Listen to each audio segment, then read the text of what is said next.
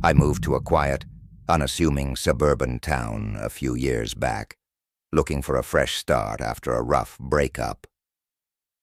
The place was exactly what I needed: peaceful, far away from the chaos of the city, and every street had that picture-perfect, postcard charm.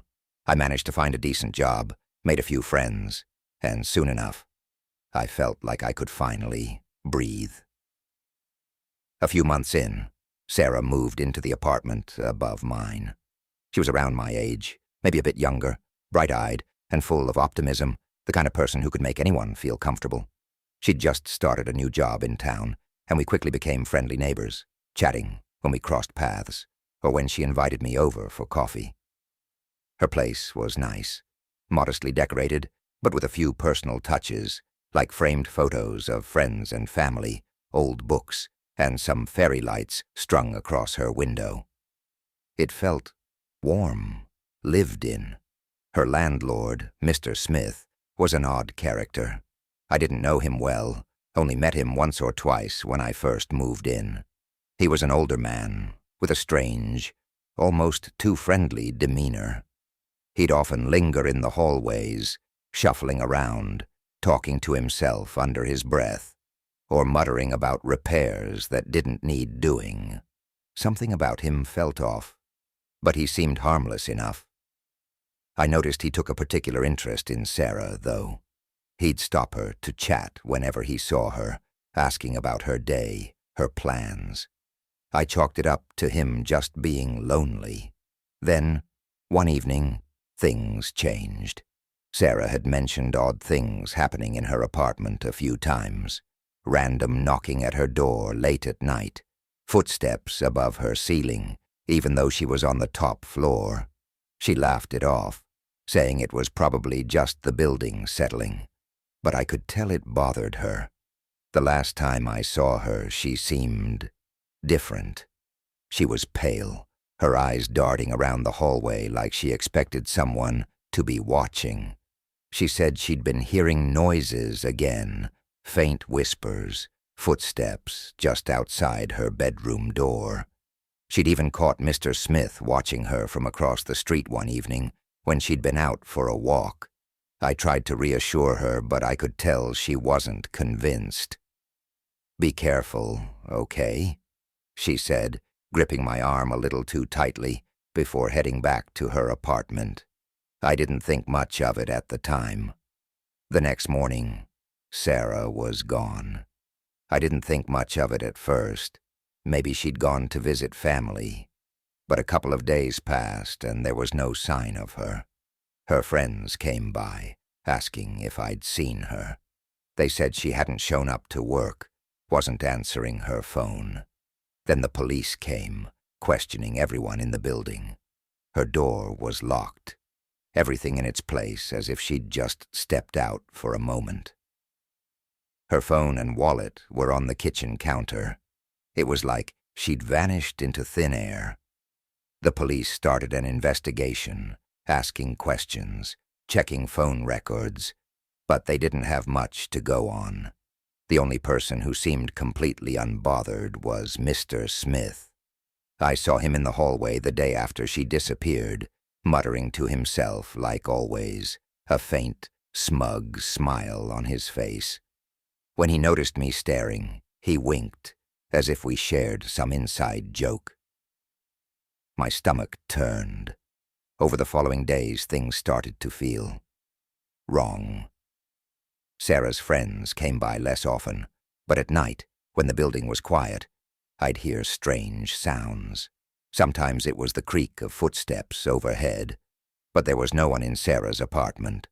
Other times it sounded like faint knocking on the walls, like someone was trying to get my attention from the other side. And then, on one of those cold, silent nights, I heard it. The faintest sound of crying, almost like a whimper, drifting down from Sarah's apartment above. My rational mind told me it was impossible.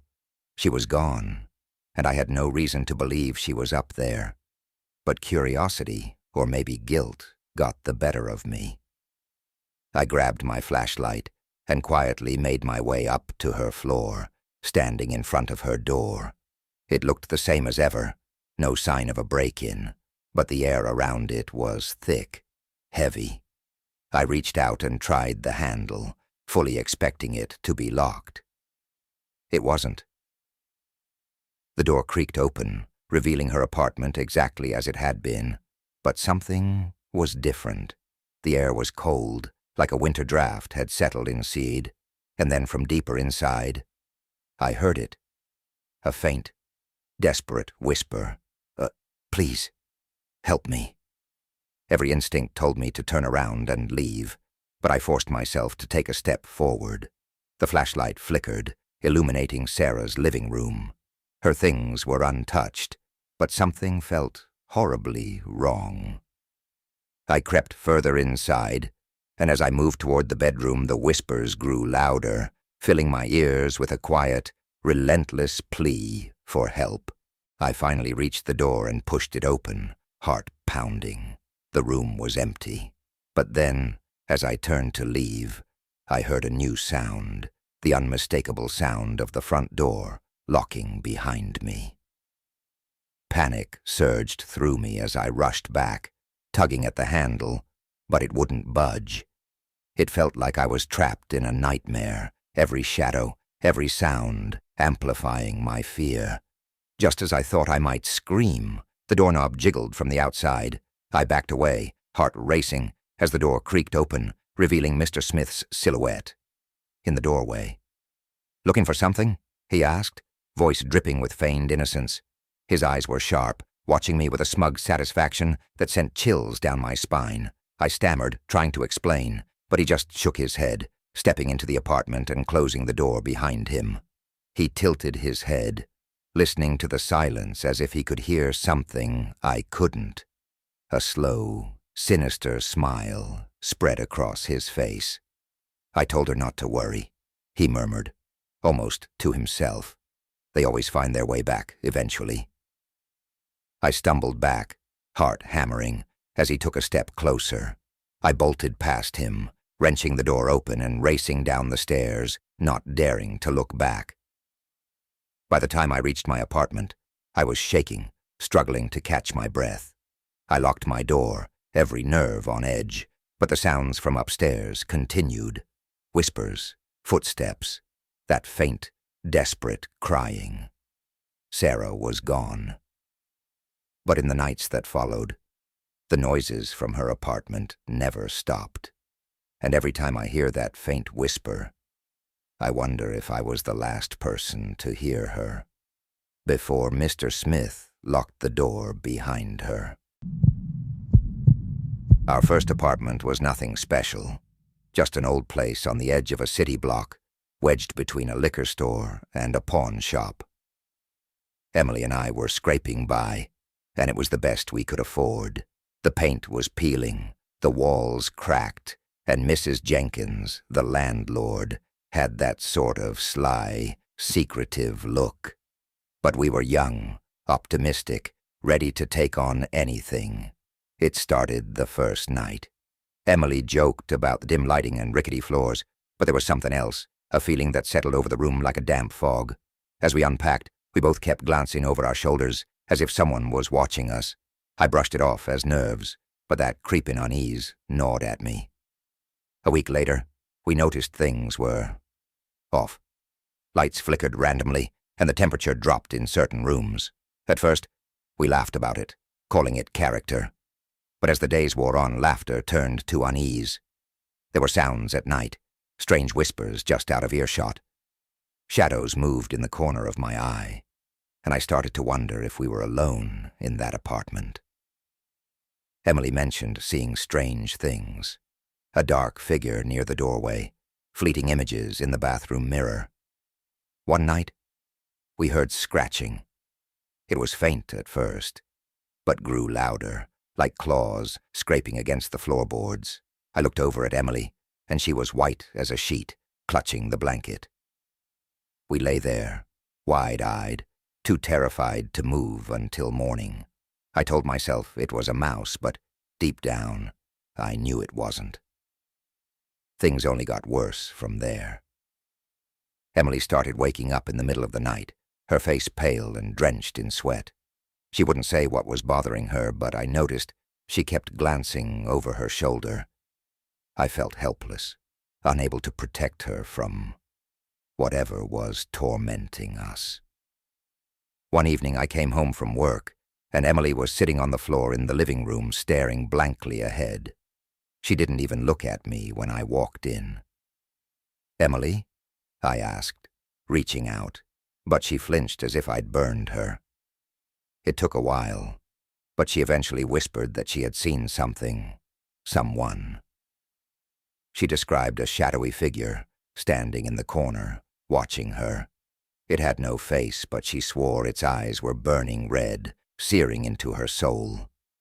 After that night, I started sleeping with one eye open.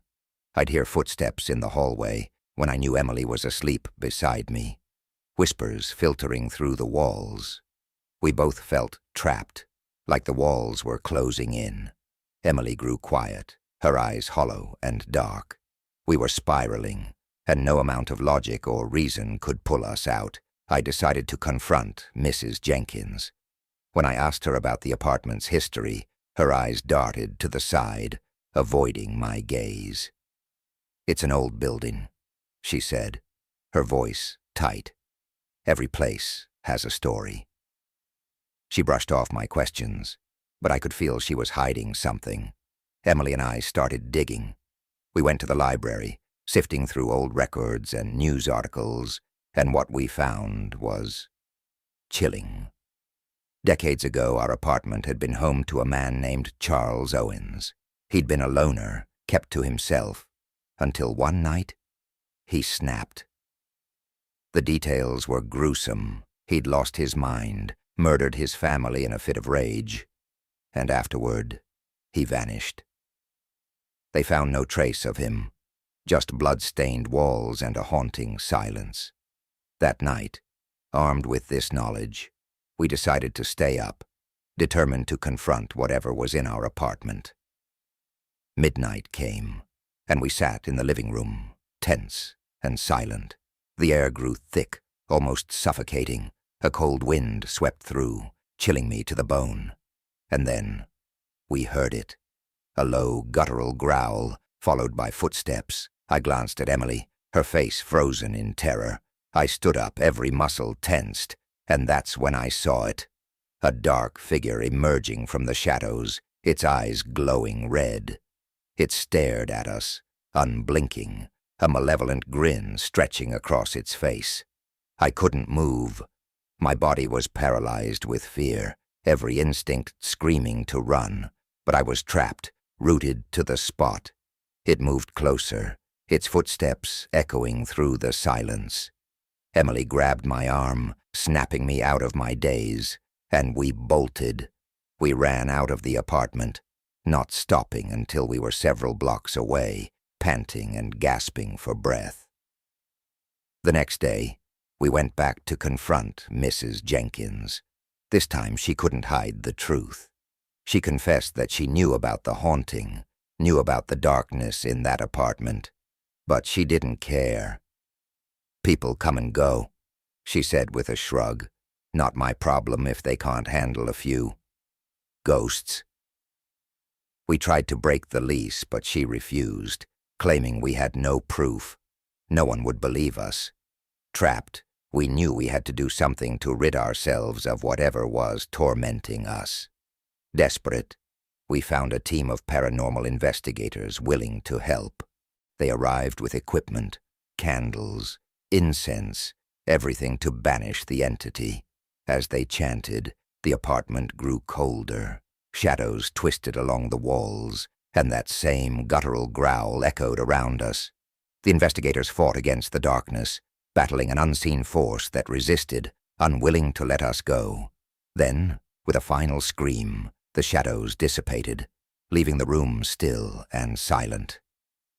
It was over. We packed up and left that night, vowing never to return. Mrs. Jenkins tried to stop us, but nothing she could say would keep us there another minute. As we drove away, I glanced in the rearview mirror, half expecting to see those red eyes staring back at us. To this day, I still hear whispers at night, faint echoes of that apartment's horror. Emily and I barely talk about it, but every now and then I'll catch her looking over her shoulder, eyes wide with fear, as if something or someone is still watching. When I first moved into that high-rise apartment, I thought I'd finally made it. After years of cramped, dingy rentals and roommates, this place felt like a dream. It was new, sleek, and modern. Clean lines, glass walls, polished floors, and a view of the city lights that could make anyone feel on top of the world. And I did. I finally had a space to call my own, somewhere I could breathe. I'd saved for years to afford it, but it was worth every penny. The landlord, Mr. Davis, had seemed ordinary. Just another suit-wearing, middle-aged guy, with that polite but detached way landlords have of caring about you, so long as the rent's on time. I'd see him in the hallway now and then, where he'd ask how I was settling in, or if I needed anything fixed. Nothing out of the ordinary at first, though his friendliness was a bit odd. I chalked it up to him being eager to make a good impression, just a landlord doing his job, trying to be helpful. But then, things started feeling off. It was the little things at first. Mr. Davis would text me randomly, asking if everything was okay with the place. Normal, right? But these texts kept coming, late at night, or when I'd just arrived home from work. I hadn't given him my work schedule, but somehow he seemed to know it. I brushed it off, thinking he was just attentive. Maybe he really took his role as a landlord seriously. Then there was the time he showed up at my door, unannounced. It was a Saturday, and I'd planned a night in. I was halfway through a movie, popcorn in hand, when there was a knock at the door. Mr. Davis stood there, holding a set of keys, a strange, forced smile on his face. "Just wanted to check on the water pressure in your shower," he said, not waiting for me to invite him in. It was odd, really odd. I hadn't mentioned any issue with the water. In fact, everything had been working perfectly. But he brushed past me, heading straight to the bathroom. I followed, baffled. He fiddled with the faucet for all of 10 seconds, nodded to himself, and then turned to me with that unsettling smile. "Everything's fine," he said. "If you need anything, don't hesitate to call." And then he left. I stood there, in the middle of my living room, trying to shake off the unease that had wormed its way into my chest. I told myself he was just being thorough, maybe trying to anticipate issues before they became problems. But deep down, something didn't feel right. A week went by without incident. I convinced myself that I was overreacting, letting my imagination run wild. But then one night while working on a project late, something caught my eye. A faint, rhythmic flickering coming from the smoke detector above my desk. I tilted my head, squinting. It was just the faintest light, blinking on and off. Maybe it was just faulty wiring, I thought. But curiosity got the best of me. I grabbed a chair and climbed up to take a closer look. What I saw made my blood turn to ice. It wasn't a glitch or a loose wire. Hidden behind the plastic cover was a tiny camera, the lens aimed directly at my desk, watching.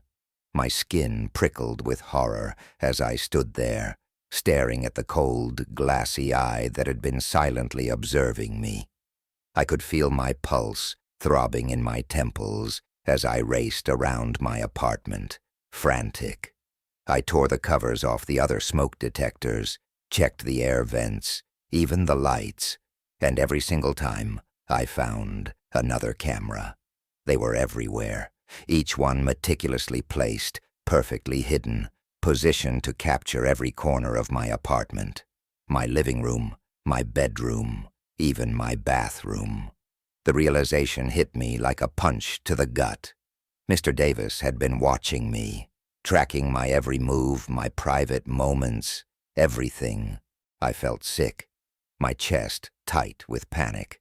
I wanted to scream, to throw something, but all I could do was stand there, numb with horror.